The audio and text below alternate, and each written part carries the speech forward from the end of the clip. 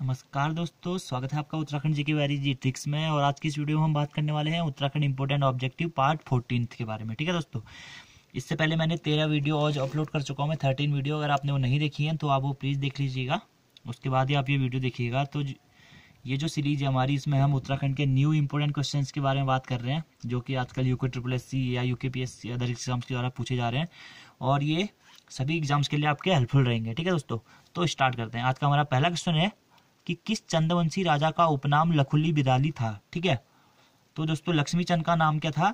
जो एक चंद्र राजा थे, इनका नाम था लखुली बिराली था। ठीक है, तो कैसे याद करें, देखिए लौ से लखुली बिराली, लखुली आ रहा है, लौ से लक्ष्मी आ रहा है, तो आप ऐसे करके याद कर लीजिएगा।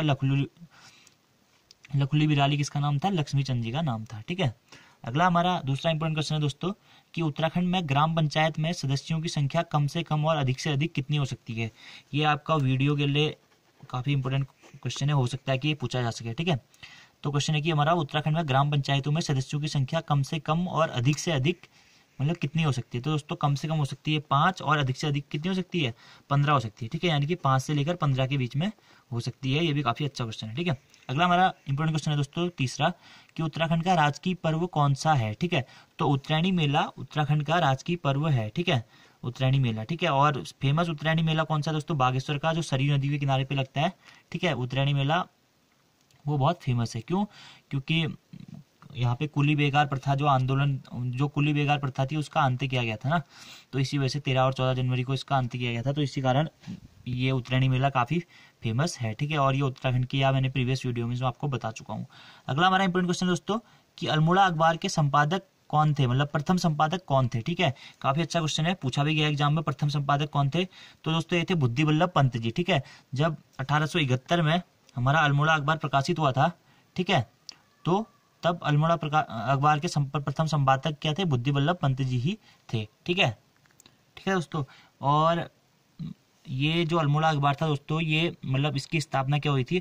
1870 में हमारा क्या हुआ था? एक डिबेटिंग क्लब की स्थापना की गई थी। ठीक है, उसी के पश्चात उसी क्लब के अंतर्गत हमारी क्या हुआ है? अल्मोड़ा अखबार प्रकाशित हुआ। ठीक है, 1871 में अल्मोड़ा अखबार प्रकाशित हुआ था अल्मोड़ा से। ठीक है, और इसके प्रथम संपादक थे बुद्धि वल्लभ पंत जी। ठीक है, उसके बाद क्या हुआ? बीच में अल्मोड़ा अखबार के संपादक हमारे बद्रीदत्त पांडे जी भी थे। ठीक है, तो इनके कार्यकाल में क्या हुआ था? अल्मोड़ा अखबार को बंद करा दिया गया था। ठीक है, तो इसी कारण इन्होंने एक शक्ति नामक अखबार का प्रकाशन किया था। ठीक है, जो कि शायद 1918 के आसपास किया था। और इससे पहले वाला जो क्वेश्चन था ये कि उत्तराखंड का राजकीय पर्व उत्तरायणी मेला था। ठीक है, कुली बेगार आंदोलन का मतलब यहाँ से मतलब कुली बेगार आंदोलन जो उत्तराखंड में प्रथा थी, उसका अंत हुआ था। और कब हुआ था दोस्तों?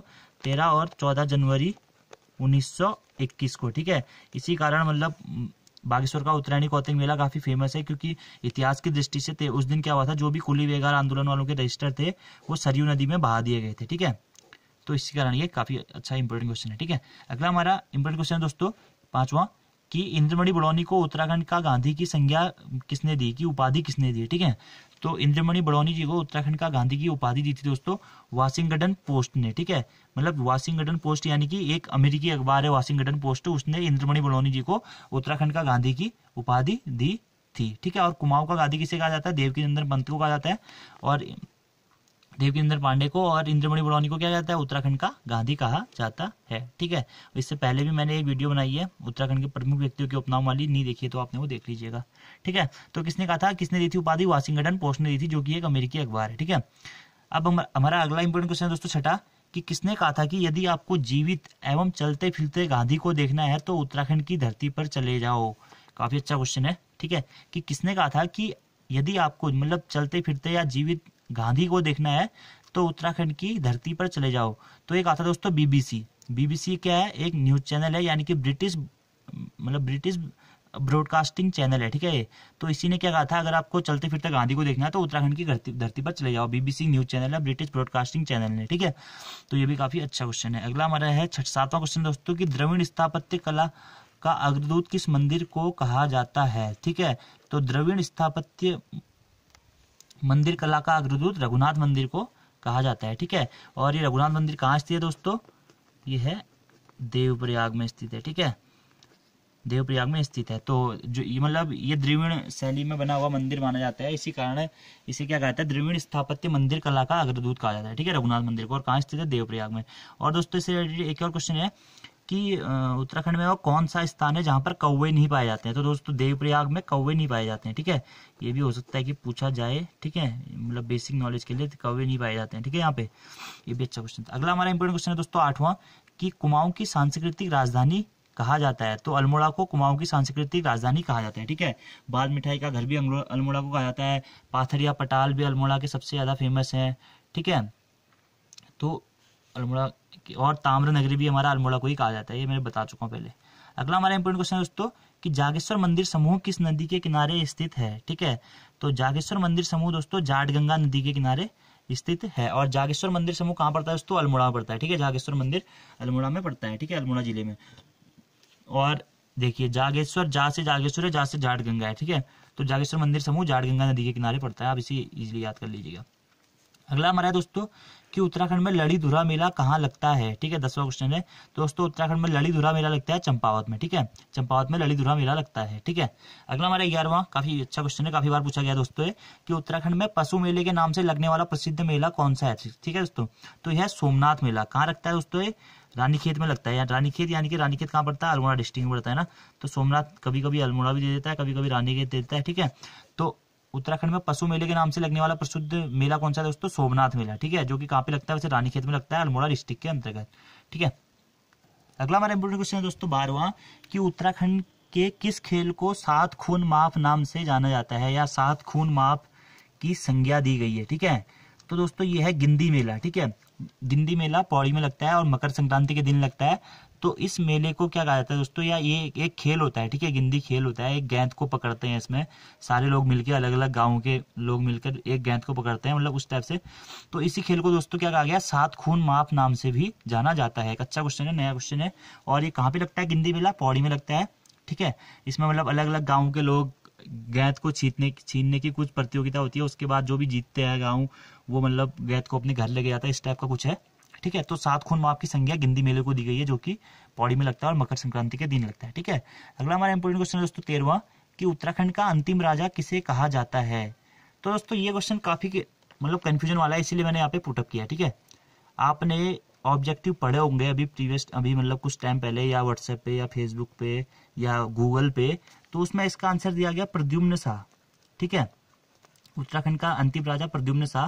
वो भी क्वेश्चन किसी ने बनाया होगा, ऐसी बात नहीं है, क्योंकि बुक्स में ऐसे क्वेश्चन है नहीं, हम लोग जैसे बनाते हैं वैसे ही कोई अदर बंदे बनाते हैं, ठीक है।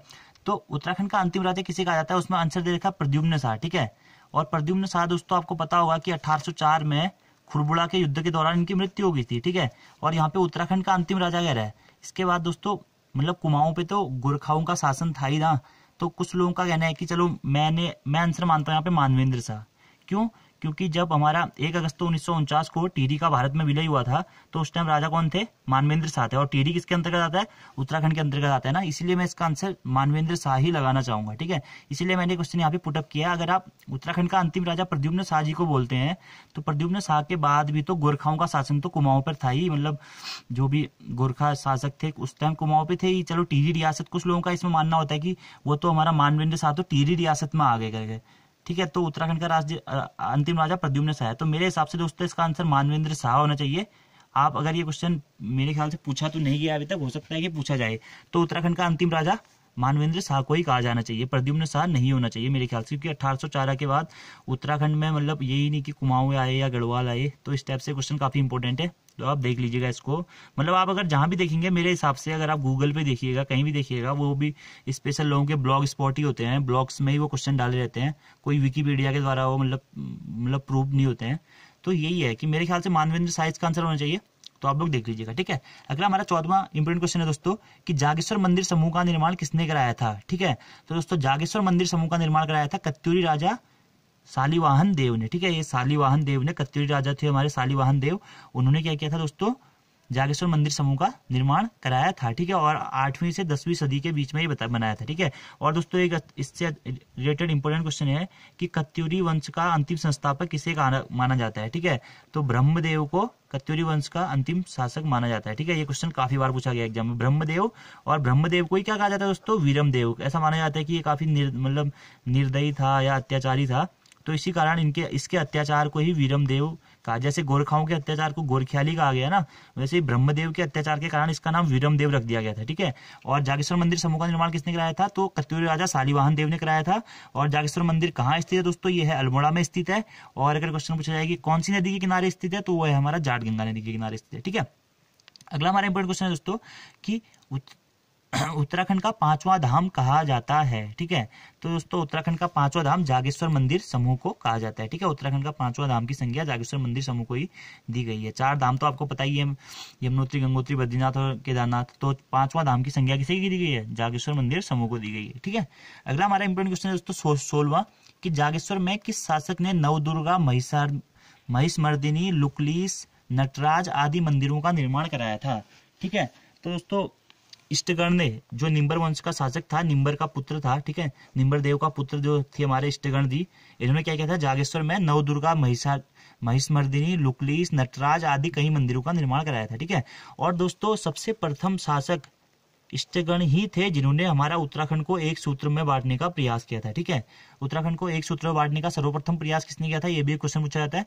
तो वो क्या था दोस्तों? इष्टगण ने। निम्बर पुत्र इष्टगण कहा जाता है इनको, या ये निम्बर वंश से संबंधित थे। ठीक है, अगला हमारा इंपॉर्टेंट क्वेश्चन है दोस्तों कि टिहरी में अंग्रेजी शिक्षा की शुरुआत किसने की? ठीक है, 17वां क्वेश्चन है।